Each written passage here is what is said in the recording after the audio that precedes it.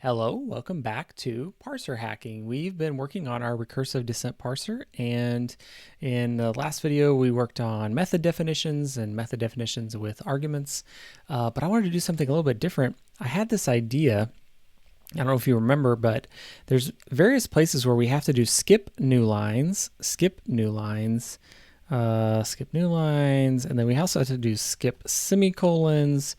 And then in one place we had to do skip new lines and semicolons, and it's just kind of getting to be a mess. It's not horrible, but I had this idea to see if I could make it a little bit better, because I realized that Ruby, let's just create a new file here, newline.rb.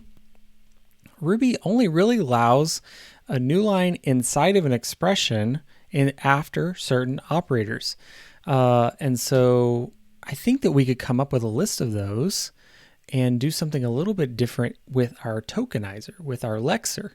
So we could just skip the new lines that come after certain operators or certain symbols, and keep the other ones.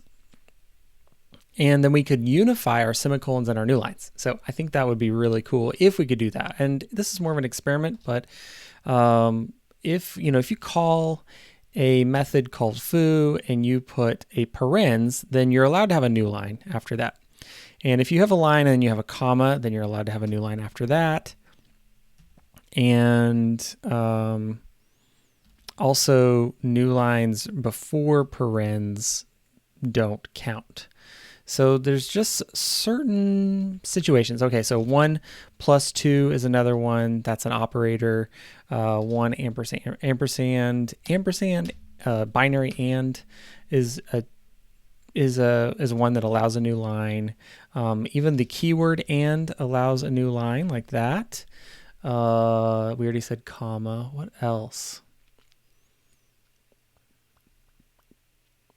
Anytime you have an open bracket or a closed bracket, the space on the inside can be ignored. So the new line after an opening bracket and the new line before a closing bracket, so we can ignore those. The same goes for curly braces, parens, and that might be enough to get us started. So basically any operator, like this, the keyword and or, so 1 or 2, commas, and that's probably a good start. I think that would allow us, let's just save this, allow us to get rid of some of these skip function calls, which we're having to litter all over the place. So just to test my theory, we're going to go to our Lexer test, and it tokenizes new lines.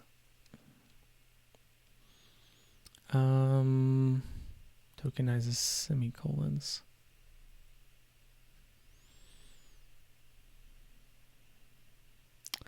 So what if we just make a new one? It does not tokenize new lines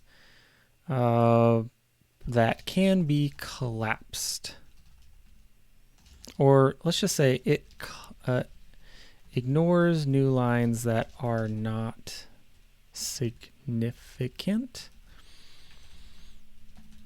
Yeah, let's call that. They're not significant new lines. So an example, parser tokens, if I say foo parens new line 1, new line parens,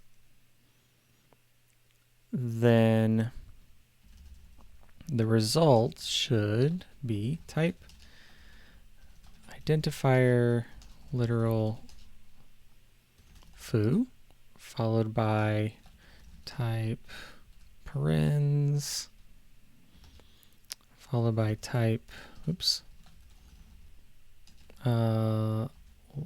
was it, integer? We have integer, right? Yep. Integer literal is 1 followed by type close parens.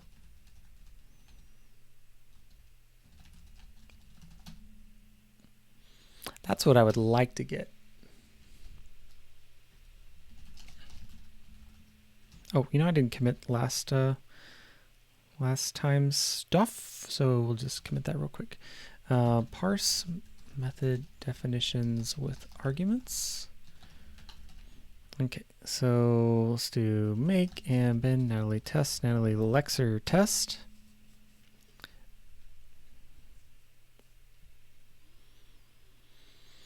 And that is what we expected.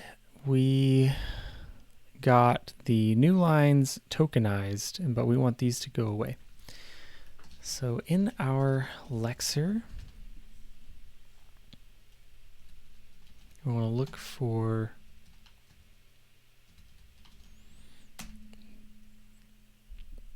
consume non-white space. Where do we use this?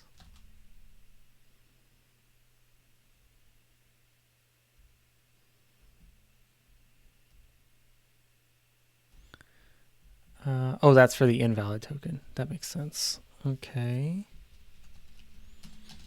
So where else? Right here. So let's go look at our token header and see. Oh, we already have this one, so let's just copy it. So bool can proceed method name. We'll say can proceed new line, or what's a better name for that? Can proceed collapsible new line.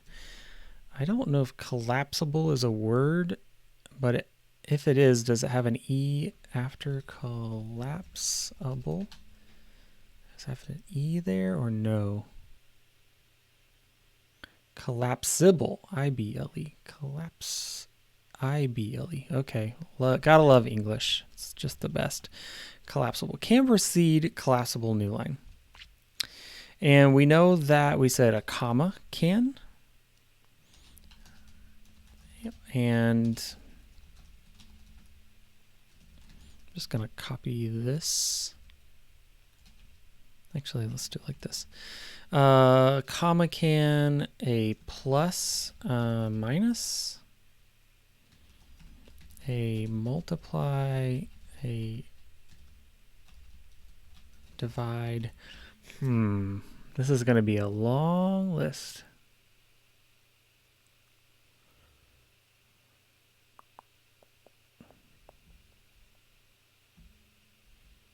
It's going to be a really long list.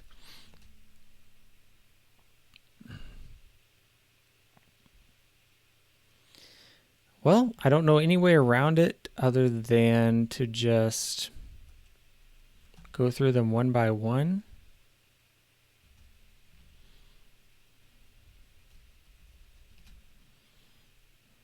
And just puzzle it out. I don't know a better way. Token type.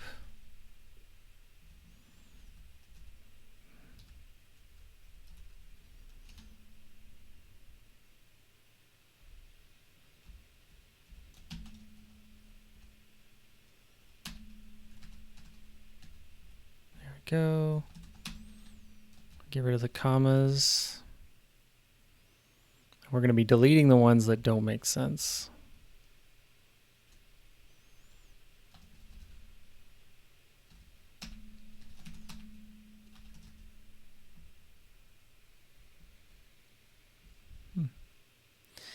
What?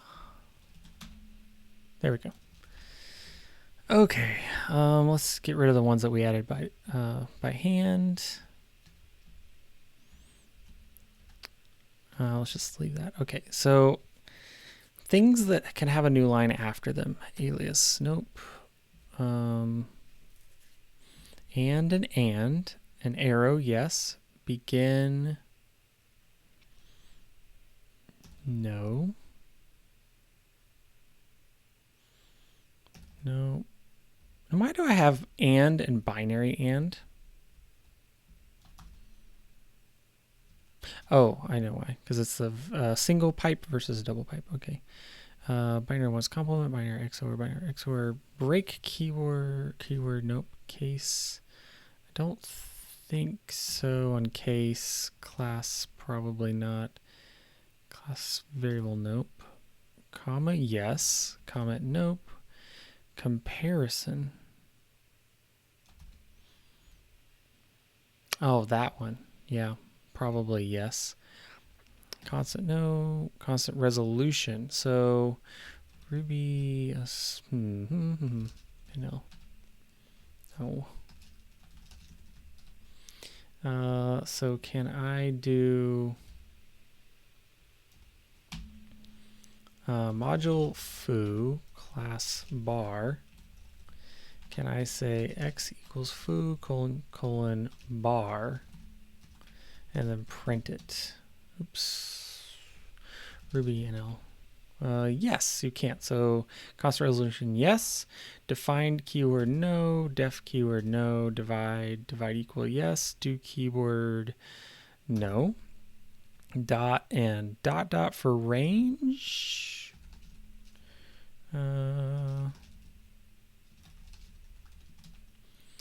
So can I do x equals 1 dot 10? Yes, you can do it for range. Else keyword, no. Else if no. Encoding, nope. Nope, nope, nope, nope, nope. Yes, all of the equals. Exponent, yes. Exponent equals, yes. False keyword, no. File, no. Float, no. For, no. Nope. Yep. Yep. Nope. Nope. So if I say a equals 1, 2, 3, an array, I say for I in a. Now I already know the answer to that. Print I. I think I know the answer. Oh, that actually does work. So yes, you can have a new line after the in keyword. Instance variable, nope, nope, nope. L brace, L bracket, left shift. Yes, yes, and yes. Yes, nope, yes. Match operator, yes. Minus equal, module keyword, nope. Modulus equal, yes. Multiply equal, yes. Next keyword, no. Nil, no. Not, okay. X equals not true. Print X. That works. Not and not equal. Yes. Not keyword. Syntax error. Unexpected new line. So not on the not keyword. Interesting. One and true. Okay, you can do that.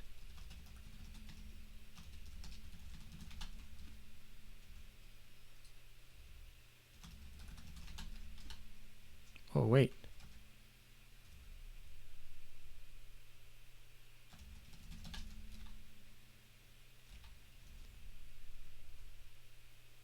Oh. That's binds differently. Can I do it this? Yes. Okay, so the and or keyword, but not the not keyword. That seems inconsistent. Or an or keyword, yes. Percent lower I. Those are for string stuff. Plus equal R brace. Okay. No, not on the right side of anything. Not on any of the braces. Redo, nope. Regex, nope. Rescue, nope. Return, nope. Right shift, yes. Rparen, nope. Safe navigation, yes. Self keyword, no. Semicolon, nope. Not for this case. String, nope. Nope. Nope. Symbol key, nope. Turn a colon, turn a question, yep. Yep. Then keyword, nope. Nope. Nope. Mm-mm. Mm-mm. Mm-mm. Mm-mm. Mm-mm. Mm-mm. And Whew. That's That's a long list. And we already got comma somewhere, so we don't need it again. So if it's any of these, then we want to collapse the new line afterwards. Lexer.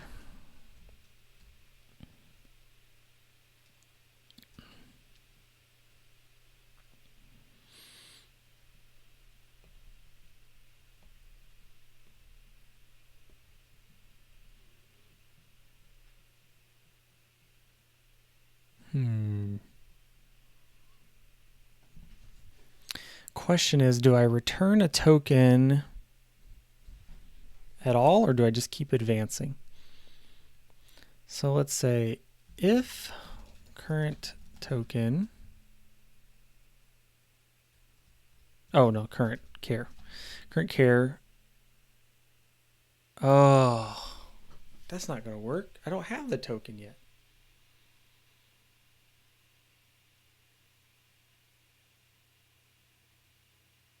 Okay, no, that's fine. That's fine. We don't want to do it here. We don't want to do it here.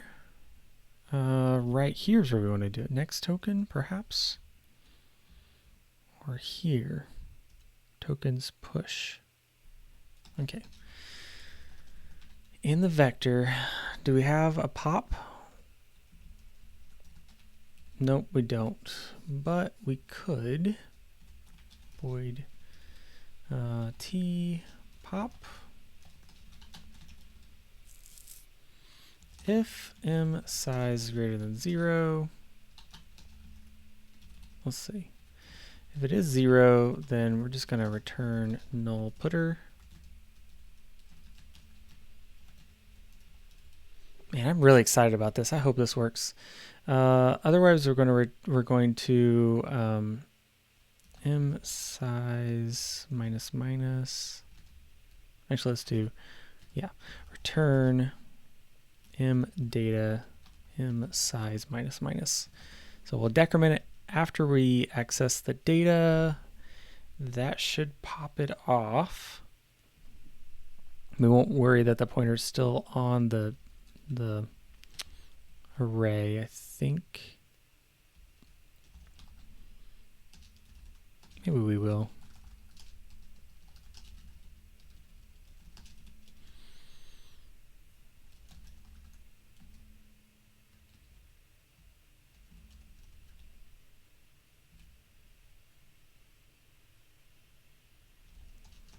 We want the last one.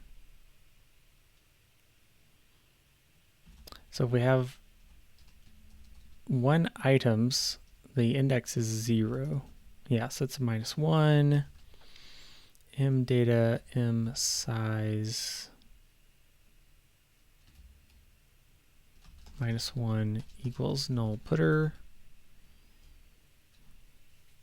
No, because it's not always pointers. I can't do that.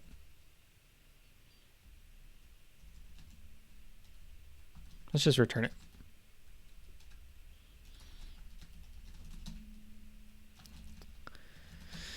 Okay, so now we have a pop. I can say if token can precede collapsible new line, auto last token equals token invalid. So we say if last token is new line, no member. Thought we had that. No, we don't.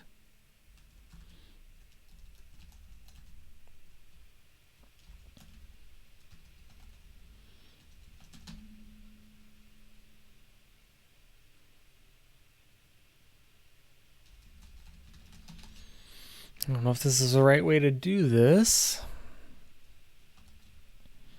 So if the last token was a new line and the current token can precede a collapsible new line, then we want to do tokens pop, just pop, and then just push our current token. Could it be that simple? Could it be that simple? Probably not.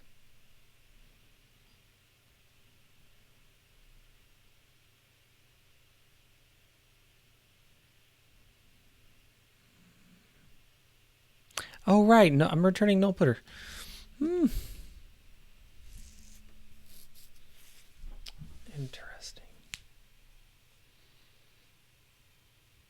I don't know what to return. I'm just going to do an assertion here. You need to be an adult enough to not call pop if your vector is at 0. That's just the way it be.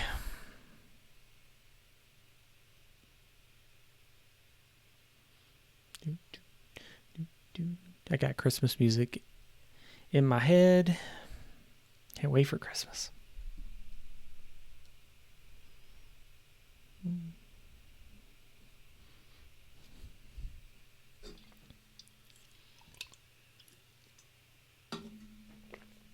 Okay. Well, it didn't work. Oh.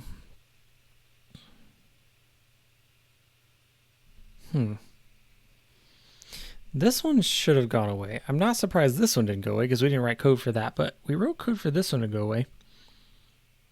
Oh. I did it backwards.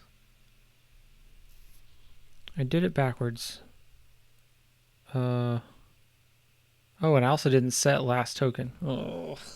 Okay. Let's try this again.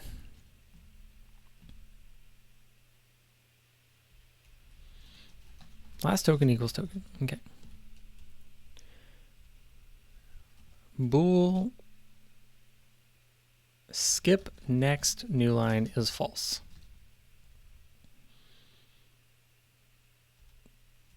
I'm going to say if token,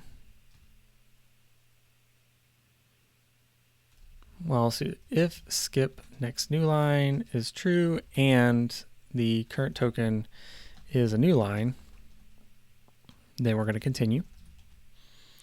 And down here, we're going to say if token can precede a collapsible new line, then we're going to set skip next new line to true.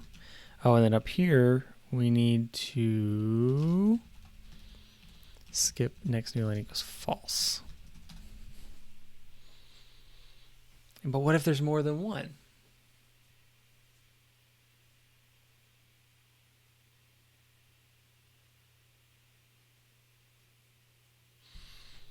Okay. I think we need a different if for that. We need if skip next new line and the current token is not a new line, then we need to set it back to false.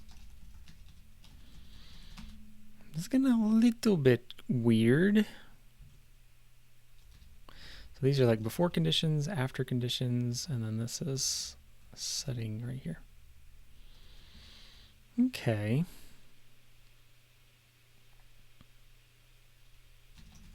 Does that change anything? So I'm looking for this one to go away. No. Yes. Yes, it did. It broke something else, but that makes sense. 195, we can fix that. Lexer test 195. 195.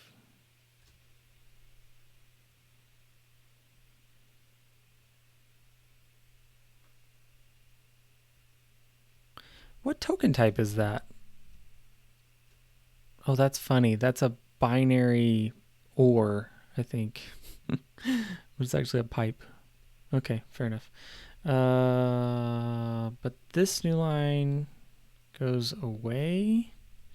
And just make sure. So right after the pipe, there is no new line. But down here we expect there to be one. Okay, so I think I can fix that test. Perfect. Okay, so now we just need to come up with a way to do right parens and right braces also collapse new lines. So let's, while we're here, let's go ahead and get rid of, no, that's a significant new line. That one stays. Okay, let's go ahead and go back to token and we'll just do can follow a collapsible new line, and that's just going to be r paren and then r brace and r bracket. Let's put these in order.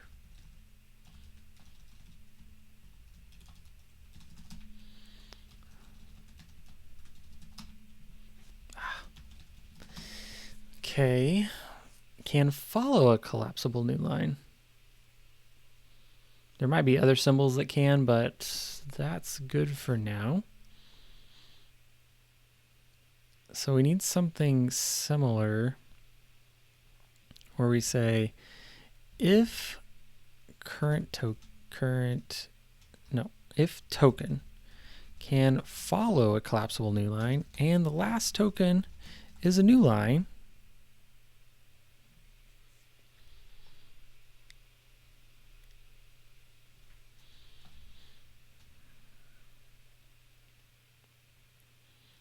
then we want to do tokens pop. But what if there's more than one? So I think this can be a while loop. While this token can follow a collapsible new line and the last token is a new line. I don't need to record last token. I can just look in the vector. Silly me. Okay. So I don't need to record it. I can just say tokens last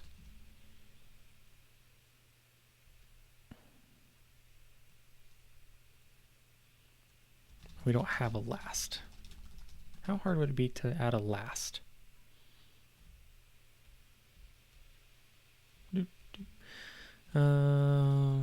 T last. Assert m size not equal to 0, and then return m data m size minus 1. Return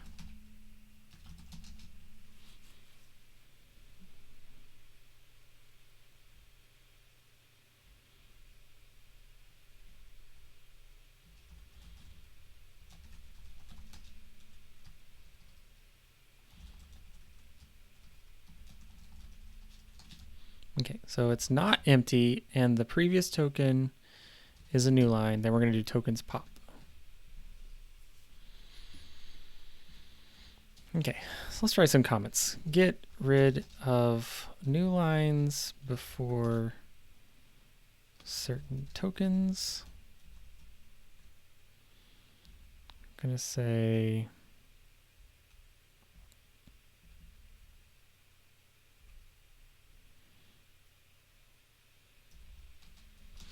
get rid of new lines after certain tokens. Okay, it's a little messy, but I don't know. If it works, then I think I'd rather have the complexity here than sprinkled throughout the parser class. This is easier to reason about, I think, than doing it over there.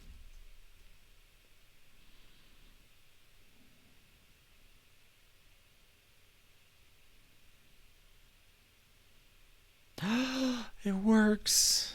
Okay. So Does that let us get rid of skip new lines?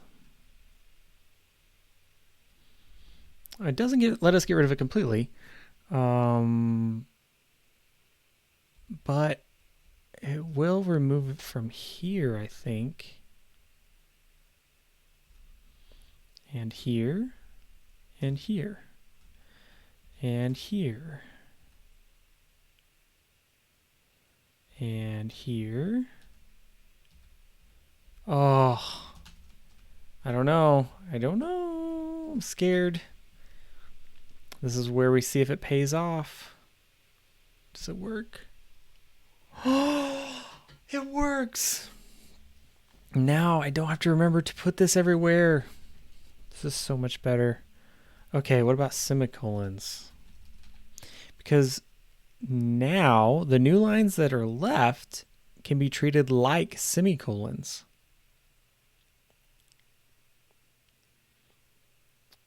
Yes?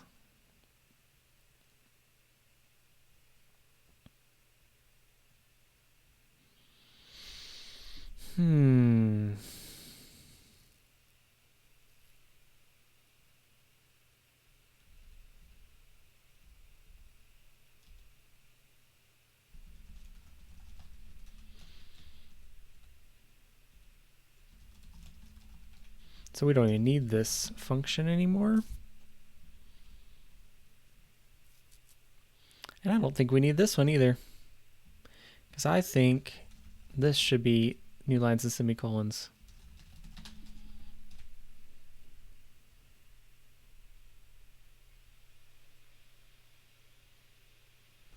Oh, it's just a beautiful thing. It is a beautiful thing. So would it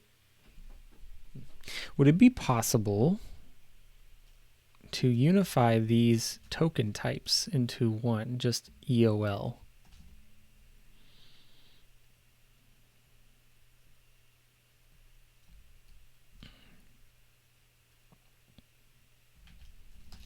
What if we do this? Convert semicolons to EOL tokens. If token is semicolon, then token is a new token. Token type EOL. Token.m line, token.m column.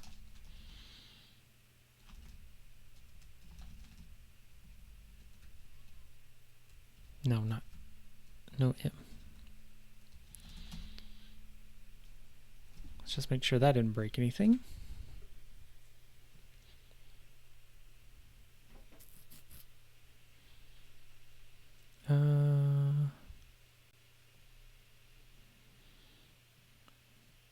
Did tokenize the semicolons? We don't care about that. Lexer test. Semicolons as new lines. We're going to treat them like new lines for now until I find out that that's a mistake. But yeah.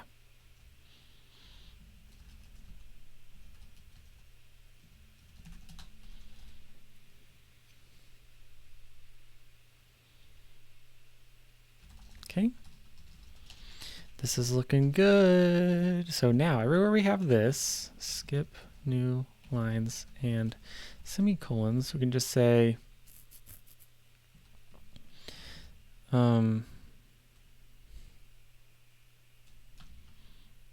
skip new lines.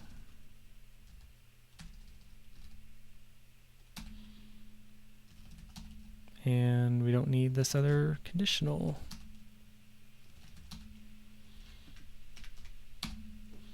Oh, that's so much cleaner and easier to work with. So now We don't have to worry about semicolons versus new lines. We don't have to worry about new lines in the middle of an expression. Now, a new line truly separates an expression from the previous expression. So it makes me wonder if I should call it something else. Skip EOLs. I'm going to call that. It's a little weird.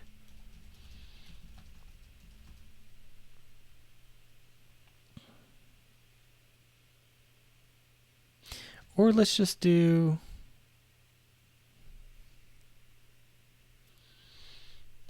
How weird would it be to do next... Oh, whoops.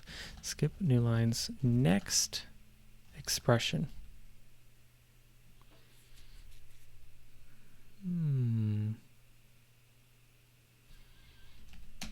And if current token is not a new line, then we raise unexpected. I need a not here because we expect there to be a new line.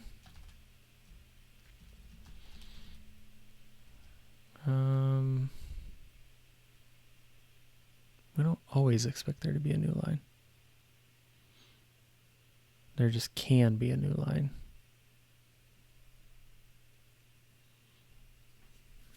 Okay, well, that's a little bit too far. It's a little bit too far.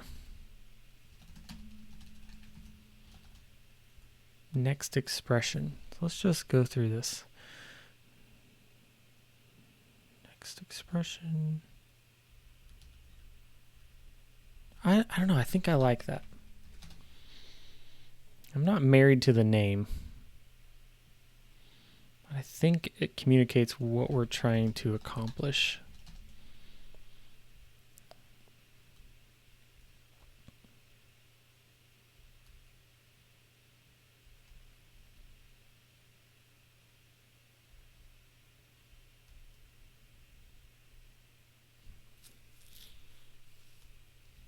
Oh, yes. Now this if is a little gross, but I don't know any other way. Just now we have a list of types that alter the behavior of new lines, and I think that's okay.